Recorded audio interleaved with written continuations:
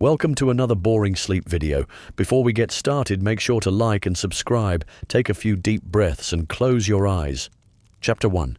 The Ancient World at Night. Let us begin our journey not in the daylight hours of bustling ancient cities, but as dusk softly descends upon the world. When families gather, doors are closed, and the gentle hush of evening begins to settle like dust over stone. In ancient Rome, the day's heat gives way to cooler breezes, and the streets grow quieter, punctuated by the distant sound of a carriage wheel, the bark of a watchful dog, or the laughter of children returning home. The city, so alive by day, grows gentle and subdued by night. Homes of the well-to-do, those lucky enough to call themselves patricians, are built around courtyards called atria, where the last rays of the sun linger, painting the flagstones with gold and bronze. In humbler dwellings, the evening light is softer still, filtered through simple cloth hung at small windows, meant to keep out dust and the curious eyes of passers-by. Inside these homes, preparations for the night begin in earnest, though quietly, without rush. The evening meal, cena, is finished. The remains of bread, fruit, cheese, and perhaps a bit of fish cleared away. Servants, if a family has them, move gently through the rooms, collecting dishes, sweeping crumbs, tidying up the traces of daytime life. Children yawn and lean against their mothers, the excitement of the day replaced by a warm, heavy sleepiness. Fathers, having washed their hands in cool water poured from a ceramic jug, perhaps exchange a few final words about business or plans for the next day. In the soft, uncertain light of oil lamps, shadows lengthen across the walls, flickering with every movement, every sigh of air. In wealthier homes, bedrooms are simple yet dignified.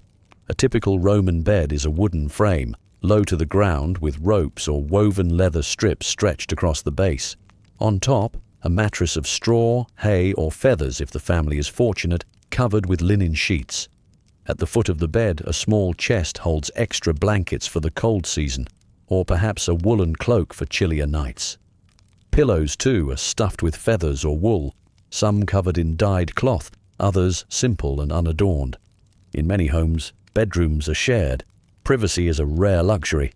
Parents and children often sleep in the same room. Even servants may rest nearby, separated only by a thin curtain or a wooden partition.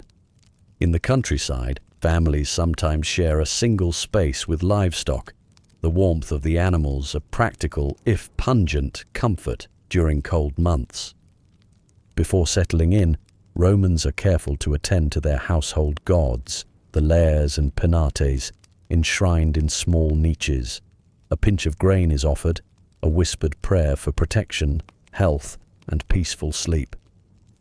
Some keep a lamp burning all night, believing the gentle flame wards off evil spirits, while others trust to amulets tucked beneath pillows or hung above the bed. Nightwear is simple. A soft, loose tunic replaces the stiffer garments of the day. For the wealthy, this might be linen or even silk. For others, rougher wool, sometimes scratchy, but warm. Children often sleep in their underclothes, snuggling under shared blankets. A mother might gently stroke her child's hair, singing a lullaby softly, her voice barely more than a hum in the quiet night. The act of preparing for bed is unhurried, almost ritualistic. Hands are washed, faces wiped free of dust and sweat. In some homes, a little scented oil is dabbed on wrists or neck, the aroma of lavender or rosemary mingling with the night air. Slippers, simple leather or woven reeds, are left beside the bed, ready for the morning. The ancient world in these hours is governed by darkness. Artificial light is precious. Oil lamps burn olive oil with wicks of twisted flax, casting pools of soft yellow. Their light is never as bright as day, but it is enough to see by, enough to make the room feel safe, contained, and private. In grander homes, candelabras might add a little extra glow, but most make do with a single lamp, its glass body painted with mythological scenes, its glow a reminder of hearth and home. The city outside is a different world at night. Rome, for all its splendor, can be dangerous in the dark. Thieves, stray animals, and drunken revelers haunt the twisting alleys. The poor especially are wary. Windows are shuttered, doors barred. Yet for many, the night is not merely something to be feared, but a time of rest, renewal, and even celebration. Some festivals, like Saturnalia, continue after sunset with songs, laughter, and gifts, though these are exceptions to the quiet routine of daily life. Not everyone finds sleep easily. Some, troubled by worries, rise in the night to tend a dying fire or check on a restless child. A mother may sit by a cradle, humming a tune she learned from her own mother. A father, unable to rest, may step outside for a breath of night air, gazing up at the stars, their familiar constellations offering comfort and a sense of place in the vastness of the world. In the summer months, the heat of the day lingers long after sunset. Roofs become sleeping places, flat and safe, covered in mats and blankets. Families ascend by narrow stairs, carrying pillows, watching as the city's thousands of lamps twinkle below. The night sky is immense, pin-pricked with stars, the Milky Way a pale ribbon. Soft breezes move over the rooftops, and sleep comes gently to those who wait for coolness. Dreams are regarded with a mix of curiosity and reverence. Romans believe dreams can be messages from the gods or the spirits of loved ones. Some keep dream journals, tablets of wax or scraps of parchment, beside the bed, eager to capture fleeting visions before they vanish with the dawn. Dream interpreters, or onira critics, are consulted by the anxious or the hopeful, their advice often mysterious, full of omens and symbols. Elsewhere in the ancient world, night unfolds in its own unique ways. In Greece, a similar respect for sleep and dreams pervades. Gods like Hypnos and Morpheus are invoked. Sleep is personified as gentle and necessary. Dreams as windows to hidden truth. In Egypt, sleep is entwined with magic. Amulets and spells are used to ensure safety through the dangerous hours of darkness. The soundtrack of the ancient night is subtle and ever-changing. Crickets chirp in the garden, a dog barks in the distance, the wind rustles through olive trees. In the city, a faint hum of conversation, the splash of water in a courtyard fountain, or the footsteps of a watchman patrolling his beat. For many, these sounds are the lullaby that carries them gently into sleep. Time in the ancient world is measured by the stars, by the position of the moon, by the slow drip of water clocks. Hours are longer or shorter depending on the season. The rhythms of night and day are dictated by nature, not by the rigid tick of mechanical clocks. There is no rush to rise or to sleep, only the steady turning of days and nights, repeated over centuries. As the night deepens, lamps are extinguished one by one. The air cools and the world grows silent. In this quiet, people settle into dreams, their breathing slowing, hearts quieted by the familiar rituals of bedtime. All the anxieties of the day drift away for a time, replaced by the comfort of sleep, the hope of dreams, and the promise of another dawn. As you imagine yourself in one of these ancient rooms, whether among the painted walls of a Roman villa or the humble simplicity of a village hut, let your mind wander slowly, noticing the textures, the scents, the way light plays across old stone. Listen for the quiet voices, the soothing lullabies, the gentle hush that signals the end of another day. Let your own world grow softer, gentler, quieter. Breathe in, breathe out, and rest. The ancient world at night is calm, and so are you. Chapter 2.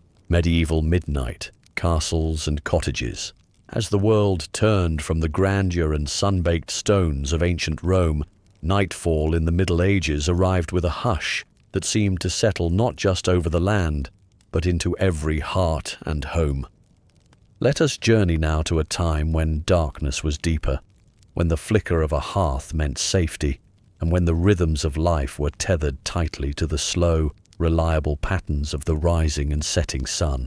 Picture a small thatched cottage set at the edge of a forest. The air outside is sharp with the scent of earth and leaves.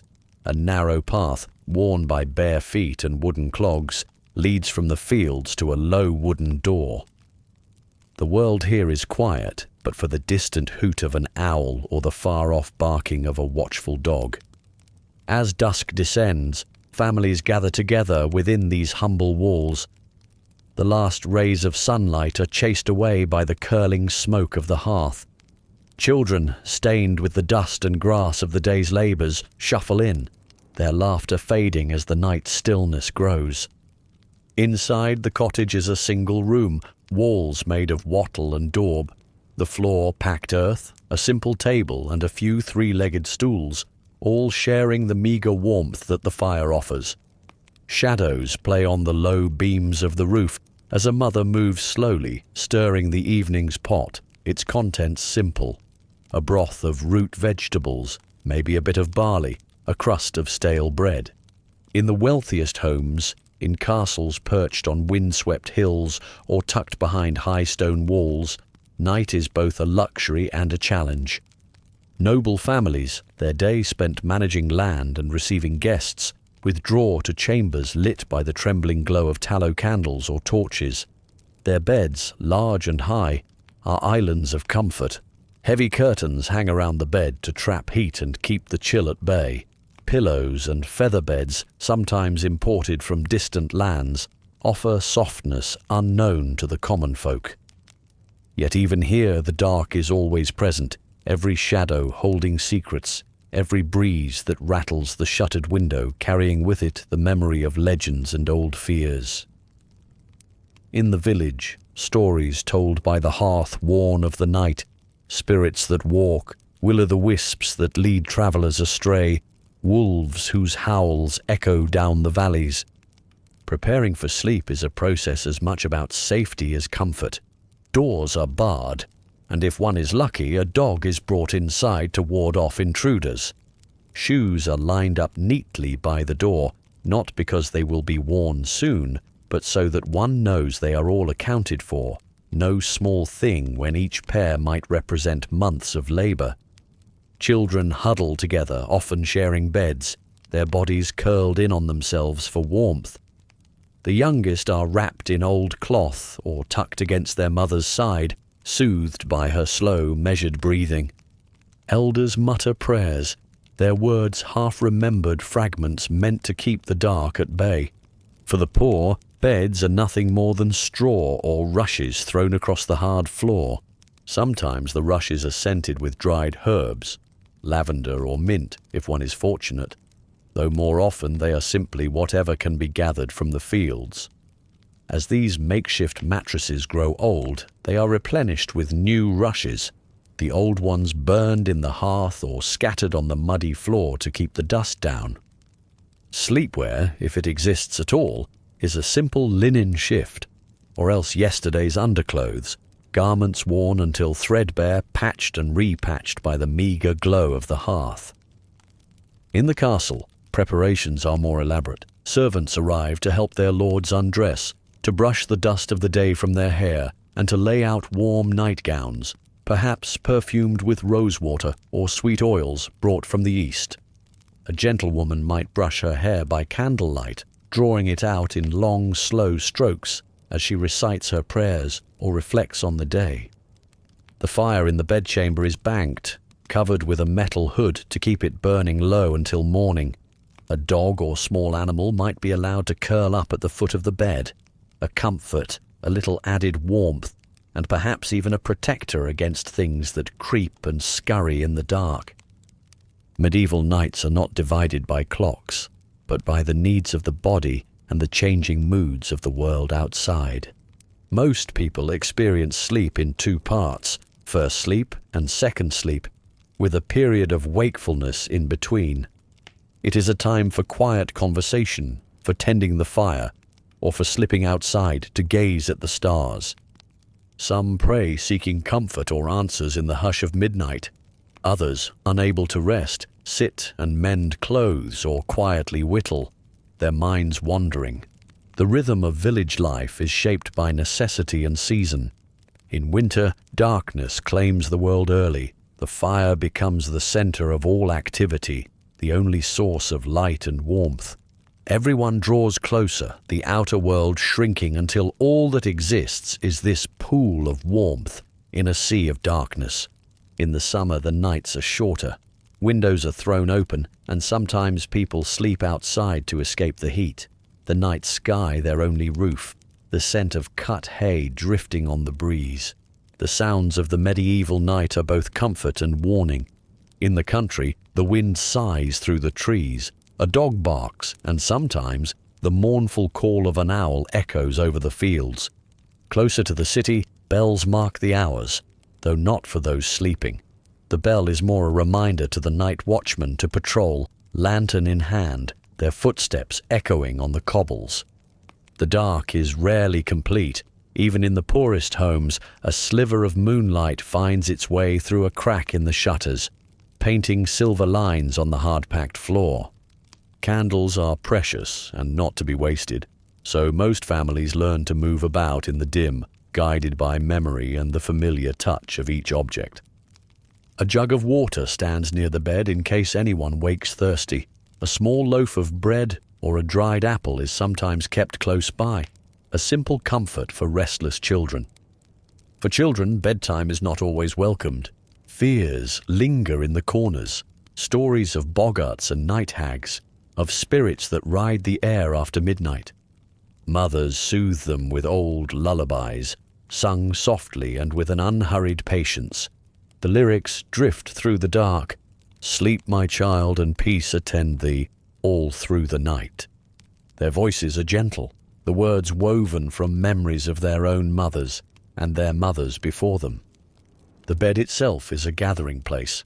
Unlike today, where sleep is often solitary, most medieval families sleep together, parents and children, sometimes even neighbors or travelers, all sharing space and warmth. The breath and heartbeat of others is a comfort, a living shield against the uncertainty of the night. Not all nights are peaceful. Storms batter the roof, wind rattles the shutters, and sometimes illness or fear keeps sleep at bay. In these hours, a parent may rise to tend to a feverish child, to stoke the fire, or to sit in silent prayer. Such moments are slow, drawn out, the ticking of time measured by the rise and fall of a sleeper's breath, the slow cooling of the embers. For the rich, the night brings dreams of politics, of feasts and battles, of fortunes to be won or lost. For the poor, dreams are simpler: a good harvest, a kind neighbor, a safe return from the fields. But all hope for the same thing: a night of unbroken rest, a dawn that comes gently. As the first hints of morning touch the world, sometimes no more than a faint brightening of the eastern sky, the cottage stirs. A rooster crows in the distance. The fire is poked back to life, and one by one, the sleepers awake, stretching, yawning, and returning to the routines of daily labor. For a moment, the memory of the night lingers, the safety of shared warmth, the quiet rhythms, the gentle darkness. Though the world outside changes with the centuries, the comfort of these medieval nights, the hush, the closeness, the slow pace, remains a gentle thread running quietly through the tapestry of history. Let this memory of old-world nights linger as you drift toward your own rest. Let the slow pace of medieval midnight, with its stories and hush, be a gentle guide towards sleep. Chapter 3. Beds of the East. Night in ancient Japan and China. Now let us leave behind the windswept fields and stone cottages of medieval Europe, and let the gentle currents of time and imagination carry us further east. Night has fallen once again, but here the world settles into sleep in ways both quietly familiar and beautifully unique. First, picture a village on the outskirts of ancient Kyoto. The air is soft, tinged with the scent of pine and earth after a passing rain. The last pale glow of dusk clings to the horizon, fading slowly into a blue so deep it is almost black. Lanterns flicker along quiet streets, casting small islands of light against the darkness. In one of these wooden houses, the evening begins with ritual. In Japan, order and cleanliness are more than habits. They are ways of life. The floors are swept and wiped with care. The wooden geta, or sandals, are lined up at the door, silent witnesses to another day's end. The air inside is cool and sweet, the faint aroma of tatami, woven straw mats, rising softly. The family shares a simple meal, perhaps rice and miso soup, grilled fish, a few pickled vegetables, served with quiet conversation. Dishes are rinsed and carefully stacked. Children bow to their elders before slipping away to their small, orderly rooms. Now the slow ceremony of preparing for sleep begins. Here, beds are not permanent fixtures, but nightly arrangements. Soft futon mattresses, stored in tall wooden cupboards during the day, are brought out one by one. Each mattress is shaken out and gently spread across the cool, fragrant straw of the tatami floor. Pillows, smaller than those found in the West, are stuffed with buckwheat hulls or beans, their shape cradling the neck just so. For centuries, Japanese nightwear is simple. A cotton yukata or an old kimono, softer and looser than what is worn in the bright world of daytime. Garments are folded with care, the day's worries set aside, replaced by the soft embrace of cotton and the promise of rest. There is quiet here, more profound than in many other parts of the world. Walls are paper-thin, rice paper stretched across wooden frames, shoji screens that slide rather than swing. Night sounds drift in with the air, the sigh of wind through bamboo, the distant patter of rain, or the rhythmic croak of frogs by a garden pond. Sometimes, if the night is especially still, you may hear the deep, bell-like call of an owl, its voice carrying through the soft darkness. Bathing is part of the nightly ritual. Water, drawn hot, is poured into a deep wooden tub. One by one, family members cleanse themselves, first rinsing, then soaking, the warmth loosening tired muscles and calming restless thoughts. Steam curls up into the night air, carrying the faint, sweet scent of hinoki cypress. Bedtime is a time for reflection. Before settling under their cotton covers, many will kneel by a small altar, offering a few grains of rice or a pinch of incense in honor of ancestors long departed. Soft prayers are whispered, asking for protection through the dark hours, or perhaps gratitude for the blessings of the day. As the lamps are extinguished, darkness gathers gently, not oppressive, but soft and soothing. The moon casts its pale glow across the courtyard, painting silver patterns on the shoji screens. A mother may gently tuck her child in, smoothing the folds of the quilt, murmuring a lullaby whose words have been passed down for generations. Close your eyes, little one. The moon watches, the ancestors guard you. Rest now. Sleep comes quietly, but not always at once. Some lie awake, listening to the world, the creak of wood as the house settles, the gentle rustle of leaves outside, or the distant splash of a koi in the garden pond. There is no rush. In Japan, patience is a virtue, even in the way one enters dreams. Sometimes, sleep is broken by the needs of the body or the call of the spirit. In the deepest part of the night, the ancient practice of yume makura, dream pillow, reminds one that dreams are not just the mind's wandering, but messages, perhaps, from beyond. A small slip of paper, a brush, and a drop of ink may wait beside the bed. If a dream feels important, it is carefully recorded upon waking, the words simple, the meaning left open. In other parts of East Asia, the rituals are both similar and distinct. Drift north and west to ancient China. There, the night falls across the tiled roofs and lacquered beams of a scholar's house. Gardens rustle quietly in the breeze, the lanterns in the courtyard glowing like captive fireflies. Inside, the scholar's chamber is a study in order and beauty. The bed is a broad wooden platform, sometimes carved with dragons or clouds, raised above the cold stone floor. Thick quilts are layered for warmth, each one embroidered with scenes of mountains, rivers, or mythical beasts. Silk pillows are embroidered with poetry, and the air smells faintly of ink, paper, and camellia blossoms. Nightwear here too is soft and loose, a robe of cotton or silk, the sleeves wide and flowing, the fabric cool against the skin.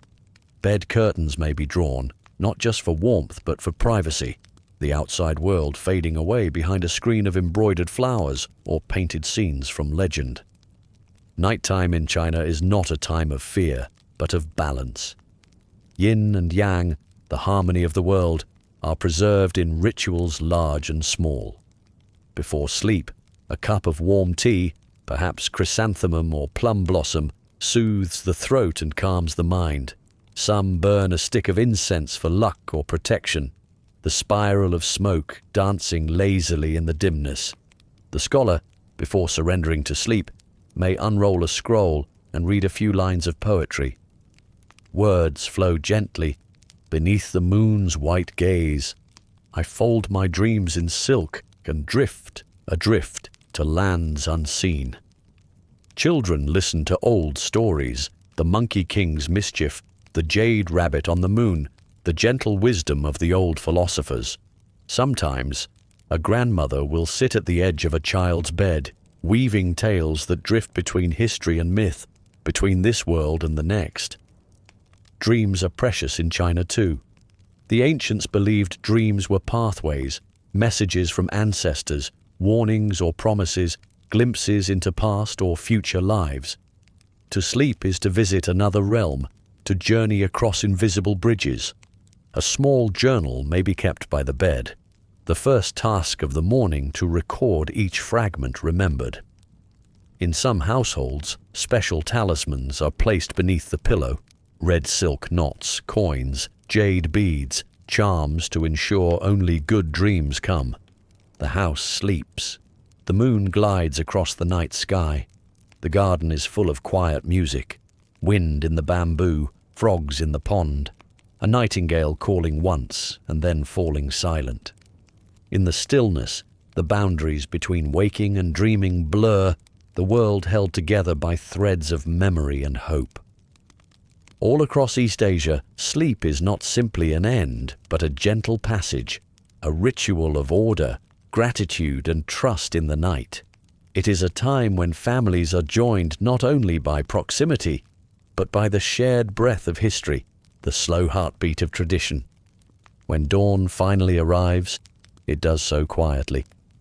The pale blue of the sky seeps through the shoji screens, the air cool and fresh. One by one, family members rise, folding up their futons, setting the house in order for a new day.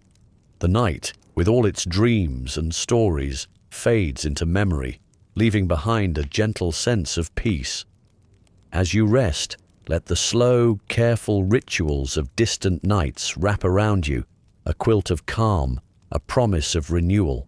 In the gentle darkness, you are connected to all those who have found peace in the slow, patient rituals of sleep across the world and through the centuries. Chapter 4. Dreams and Night Lore, Folk Beliefs, Through Time. Night falls, and with it comes not only the physical comfort of bed and blanket, but a crossing into a world that is, in many ways, more mysterious and unknowable than anything found in daylight. The quiet hours have always drawn out our imagination, our curiosity, and our need for meaning. In every age and in every corner of the world, people have wondered what waits for them behind closed eyes. Sleep is universal, but the realm of dreams, the shifting, unpredictable landscape of the mind, has inspired endless stories, rituals, and gentle superstitions. Let us settle in now, not in any one house, but in the ancient hush of night itself, surrounded by the quiet weight of centuries of folk wisdom. As you listen, imagine the gentle scent of herbs in the air, the soft rustle of a page turned in a well-loved book, and the low, reassuring sound of someone singing a lullaby nearby. Throughout history, the line between waking and dreaming has never been clearly drawn. In the old world, dreams are often seen as messages, sometimes divine, sometimes dangerous. In ancient Mesopotamia, dreams are carefully recorded on clay tablets. Kings and commoners alike consult dream interpreters, known as baru, who read omens in the patterns of stars, the flight of birds, and the strange symbols that fill the sleeping mind. The Greeks and Romans, too, believe in the power of dreams. The god Morpheus, with his dark wings and gentle touch, brings visions to sleepers. Oracles make their homes in temples where dreamers can lie on sacred beds, hoping for guidance from the gods. A dream is never just a dream. It is a puzzle, a prophecy, a gentle warning, or a whisper from a world beyond sight. In more humble homes, dreams are cherished and feared. A mother tucks a sprig of rosemary or lavender under her child's pillow, hoping it will guard them against bad dreams. Herbs are gathered with care, dried in the rafters, and sewn into small bags, carried as talismans. In parts of old Europe, children are told to recite little rhymes before bed. Angel at my right hand, angel at my left, keep my dreams gentle, keep my soul blessed. Sometimes a slice of bread is left on the windowsill, an offering to the wandering souls or spirits believed to pass by during the night. Small tokens, an old key, a coin, a piece of red thread, are hidden in a pillowcase to keep nightmares away. In the indigenous cultures of North America, the dream catcher is woven with care, each thread holding meaning. Hung above the bed, it is meant to snare bad dreams in its web, and let only the gentle, helpful visions pass through. Feathers and beads catch the morning light, swaying slightly in the breeze that slips in through an open window. For as long as people have slept, they have tried to control the world that opens in dreams. In medieval Europe, a prayer is said at bedtime. From all the deceits of the night, good Lord, deliver us. Lullabies, too, carry not just melody, but a spell of protection, a mother's voice, low and steady, a sound that drives away shadow and fear. There are endless folk beliefs. In Russia, it is bad luck to tell a nightmare before breakfast. In Ireland, a dream of running water means change is coming.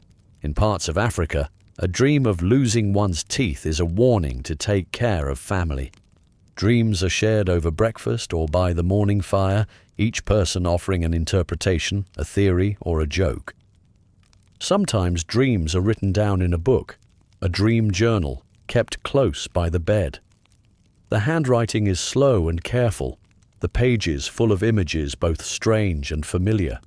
A garden with golden apples, a river running backwards, a face remembered from childhood, smiling in the mist. Nightmares, too, are given names and stories. The night hag is blamed for the feeling of paralysis or heaviness that sometimes presses on the chest at night. In Scandinavia, it is called the Mara, a shadow that sits atop the sleeper. In Germany, the Alp is a troublesome spirit blamed for bad dreams and tangled hair. To drive away such visitors, all sorts of small rituals are invented, placing an iron key under the pillow, hanging a mirror facing the window to reflect evil away, whispering a rhyme or prayer 3 times before sleep. There are superstitions that endure for centuries. If you dream of a white horse, good news will come. If you dream of falling, you are letting go of something you cannot keep. If you dream of a storm, your spirit is restless and needs quiet. Yet dreams are not always warnings or omens. Many cultures believe that dreams are places where lost loved ones return, where answers to old questions arrive, wrapped in strange imagery. Dreams are a place to visit with those we miss, to revisit homes left behind, or to glimpse a better world. In the East, the art of dream interpretation is woven into daily life. In China, dream dictionaries, Oneirocritica, are treasured texts handed down through generations. A dream of rain means luck, a dream of fire, a coming change. In Japan, the first dream of the new year, Hatsuyume, is especially important. It is said that to dream of Mount Fuji, a hawk, or an eggplant is to be promised good fortune. But for most people, the rituals of the night are small and comforting, not grand or supernatural. A cup of warm milk before bed, a few pages of a favorite story, a gentle touch, a whispered word, a candle snuffed out with a breath. Sleep, for all its mystery, is mostly about trust, the willingness to let go, to close one's eyes, to believe that morning will come and the world will be much the same. And so, across the world, in palaces and cottages, in quiet rooms lit by moon and candle, people have shaped the darkness into something gentle. Dreams and night lore are the threads that tie us together across centuries, each generation passing on its lullabies, its prayers, and its gentle wisdom. If you have ever wondered at a strange dream or found comfort in a simple ritual, plumping your pillow, setting a glass of water by the bed, or humming a song to yourself as you drift off, then you are part of this great, slow tradition.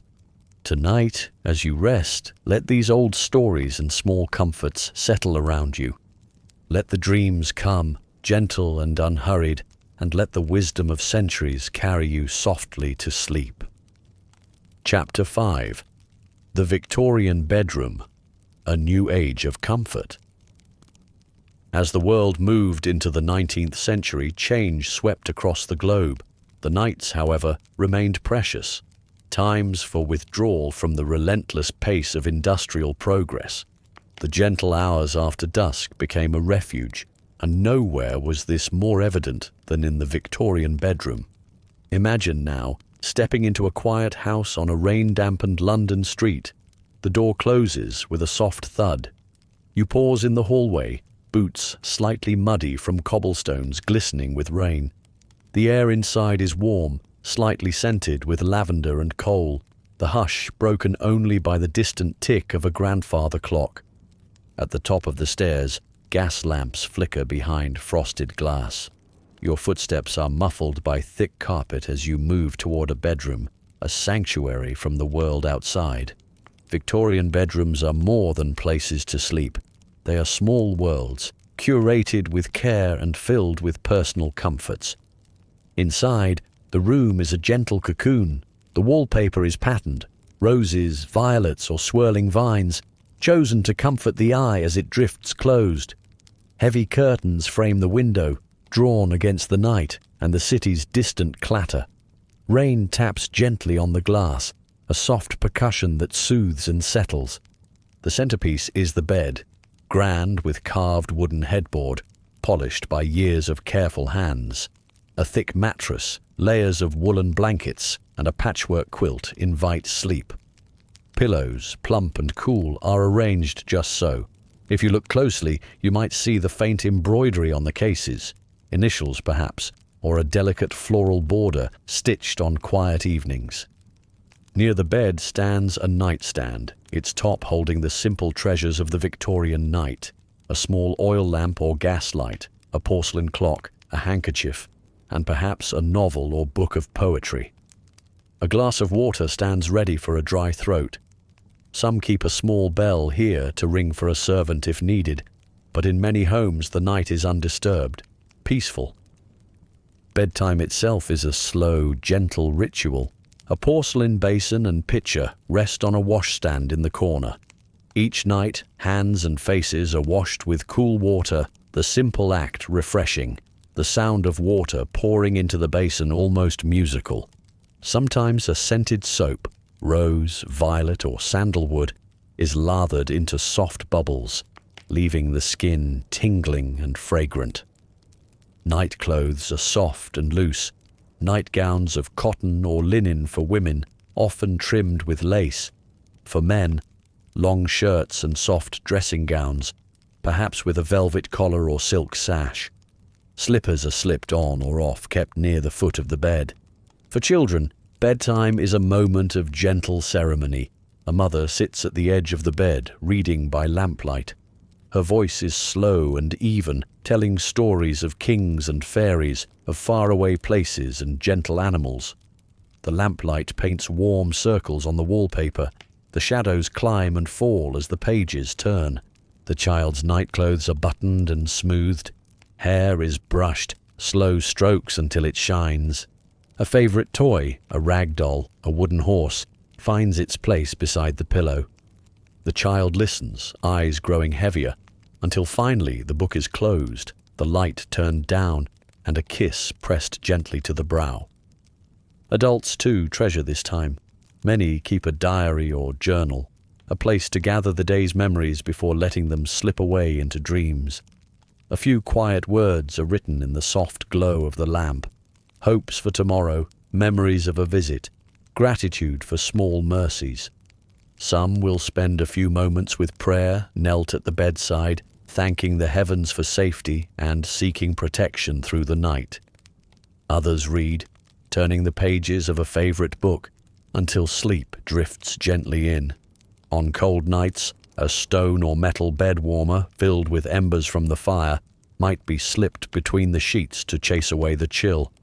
The faint, comforting heat lulls the body toward rest. Windows, though drawn against the weather, are sometimes left slightly ajar on cool summer nights. A faint breeze stirs the curtains, carrying the scent of rain and the distant city, horses' hooves clopping a far-off bell, the muted hush of carriages rolling by. Nighttime in the Victorian era is a private world. Unlike the bustling day, the bedroom is a sanctuary for the senses. The soundscape is gentle, the slow tick of a clock, the sigh of old floorboards, the almost inaudible creak as someone turns over in bed. The smell is of soap and linen, fresh lavender sachets tucked between the sheets, a hint of candle wax, and the earthiness of wood and wool. Sleep, when it comes, is rarely hurried. People in this age are encouraged to view rest as a healthful necessity, not just an interruption of work. Physicians write long articles about the need for fresh air, proper bedding, and gentle routines. Books and magazines offer advice on sound sleep, on the best colors for a bedroom, and on how to avoid vapors and nightmares. If one wakes in the night, there is no rush. A candle can be lit, and a few quiet moments spent in reflection, in prayer, or simply listening to the quiet. Some keep a vial of smelling salts nearby, an old comfort for sleeplessness or faintness. A glass of warm milk may be sipped, or a small biscuit nibbled, before returning to bed. In some homes, the family cat finds its way onto the foot of the bed, a furry companion whose slow, rhythmic purrs blend with the hush. Older children and guests may share a bed for warmth, comfort, or simply tradition. All feel protected, cocooned in this careful nest built with love and habit. When morning finally breaks, it does so quietly. The city is slow to wake. Light slips through the curtains, touching the wallpaper, the quilt, the quiet faces. The house fills gradually with the clatter of breakfast, the sound of footsteps, and the distant call of a milkman or newsboy on the street. But for now, in these last soft hours before dawn, the Victorian bedroom is a world apart, private, peaceful, a gentle refuge. As you rest, imagine the weight of thick blankets, the quiet glow of lamplight, the careful hand that tucks you in, and the sense that in this small, safe room, all the rush and worry of the outside world is held at bay by warmth, ritual, and love. May your sleep be as gentle and unhurried as these old nights. May your dreams be kind, your rest deep, and your heart at ease. Chapter 6. Modern Nights. What changed? What remained? The world has changed in ways our ancestors could scarcely imagine. The clatter of horses has faded, replaced by the hum of distant cars. The flicker of candles has given way to the quiet glow of screens. Voices no longer call out from windows at night. Now, a single message travels silently across thousands of miles with the tap of a finger. And yet, when evening comes, when the work is done and the sky darkens beyond the windows, we are not so different from those who came before us. We too draw the curtains. We too seek stillness. We too hope for rest. Let us step quietly now into the world of modern sleep, a world at once familiar and entirely our own, a world shaped by technology, but still moved by the same ancient rhythm, the need to retreat, to breathe, and to dream. Inside the modern bedroom, the atmosphere is gentle.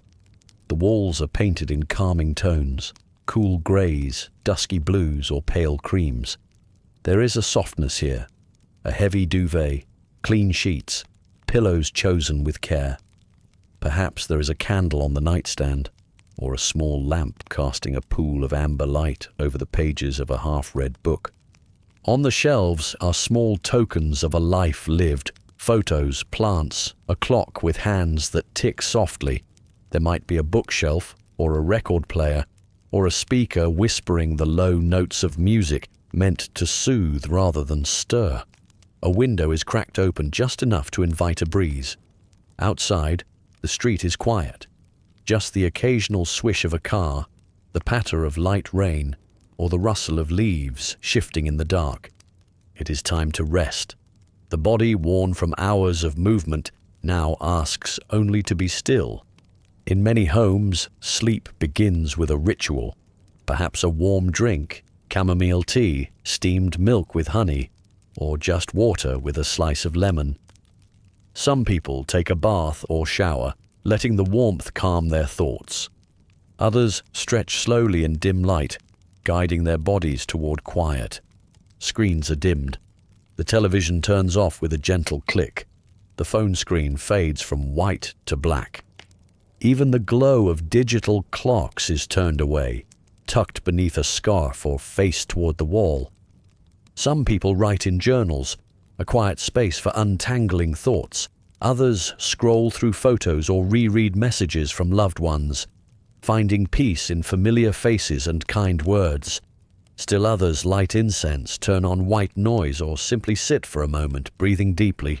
Sleep does not come easily for everyone. The world is fast now. It does not always make space for slowness. We are pulled towards stimulation, towards sound and motion and information. But when we step back, when we turn inward, we remember that night has always asked the same thing of us: surrender. Not surrender in fear, but in trust. Modern beds are nests of comfort, pillows adjusted for posture, mattresses designed for softness or support.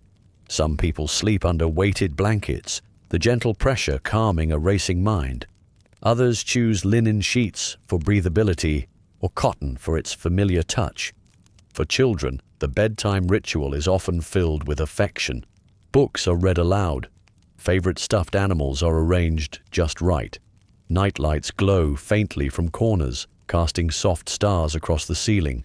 For partners, the bed is a place of connection, a whispered conversation, the brushing of hands, the quiet intimacy of two people breathing side by side.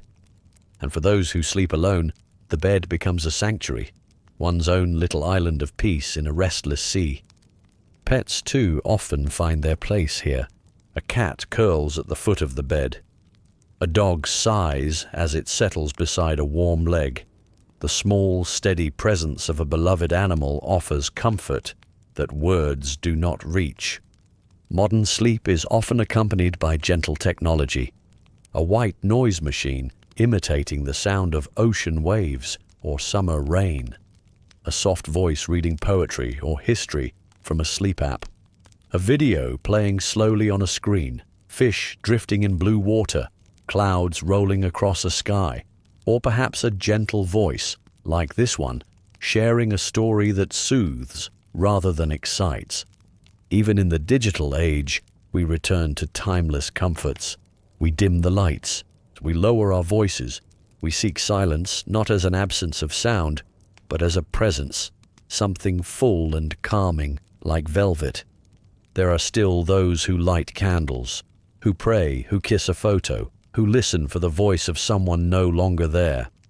There are still those who, upon waking in the middle of the night, lie quietly and watch the soft glow of the alarm clock, letting their mind wander in the dark.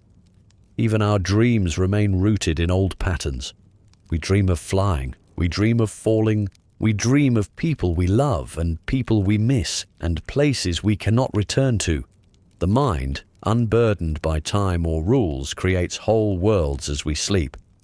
And just like our ancestors, we sometimes wake with the dream still clinging to us. half-remembered images and feelings lingering like fog. Some write them down. Some whisper them into the pillow, trying to hold on just a little longer. We may live in skyscrapers now, not stone cottages. Our lullabies might come through headphones rather than voices. But the need is the same, to feel safe, to feel soothed, to let go. When the morning comes, it often arrives with a screen rather than a rooster. Alarms buzz or chirp, curtains are drawn by buttons, smart lights bloom gently into gold. But beneath all that innovation is the same ancient rhythm. The night ends, the body stretches, the mind begins again. What changed is only the shape of the room, the softness of the sheets, the colors of the walls. What remained is the quiet miracle of night itself. You are not alone in this silence. All around the world, people are doing what you are doing, breathing slowly, listening to the hush, letting themselves drift. Sleep is not a break in the story. It is a continuation in a gentler language. It is not escape. It is restoration. So now let yourself rest. You have earned it. You are safe. You are held. You are part of a story that spans centuries, continents, and quiet bedrooms, just like this one. May your sleep be deep. May your dreams be kind. And may the night, this night, be enough. Good night, across the ages. So now our journey through the gentle history of sleep comes to an end. We have wandered quietly through time, sharing the hush of ancient rooms, the warmth of crowded cottages, the rituals of distant lands, and the soft privacy of bedrooms much like your own. Across the centuries, the world has changed in ways both small and great. Yet the longing for rest, for peace in the dark, remains as deep as ever. The comfort of familiar rituals, the feeling of a safe bed, the gentle hope that tomorrow will be kind, these have always belonged to us all. Tonight, as you drift towards sleep, know that you are not alone. Your breath is part of a quiet rhythm, joined by millions who, like you, seek rest at the close of day. You share the same gentle darkness that has sheltered dreams since the dawn of history. Let your mind wander softly through the memories we've shared. Let your body grow heavy, your heart at ease. Feel the slow unfolding of comfort, as if old lullabies and soft stories are wrapping you in warmth. You are safe. You are at home. You are part of an endless, peaceful tradition. As you slip into sleep, may you find dreams that bring you peace, and may the night carry you gently toward morning. Good night, traveler. Sleep well, now and always.